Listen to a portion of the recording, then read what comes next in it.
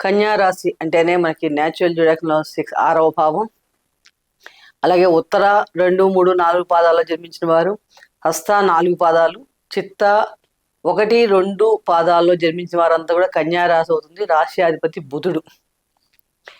వీరికి చిరకాల కోరికలు నెరవేరే సమయం ఆసన్నమైంది అని చెప్పడానికి చాలా ఆనందపడుతున్నాం. అంటే అలాంటి అవకాశాలు చక్కగా కనిపిస్తున్నాయి ఈ సంవత్సరం అంతా కూడా. గురువు జూన్ 1 వరకు దశమ స్థానంలో సంచారం. దానివల్ల మీ వృత్తి ఉద్యోగాల్లో చక్కగా అభివృద్ధి బాగా కనిపిస్తోంది. మార్పులు కానీ, ప్రమోషన్స్ కానీ ఎప్పుడైతే ఎదురు చూస్తున్నారో వారందరికి కూడా ఇప్పుడు ఈ సమయం చక్కగా మీకు అనుకూలంగా ఉండి అవి లభించే అవకాశాలు చక్కగా కనిపిస్తున్నాయి. మరింత అనుకూలమైన ఫలితాలు కావాలి అంటే కనుక బుధవారం నాడు మనం గణపతి ఆరాధన చక్కగా చేసుకోవటం. ఎందుకంటే దానివల్ల వ్యయ స్థానంలో ఉన్న కేతు యొక్క ఖర్చులు తగ్గించడానికి, ఆటంకాలు ఏర్పడే విషయం చక్కగా తగ్గిస్తాడు. గరికలు సమర్పించడం వల్ల చాలా మటుకు.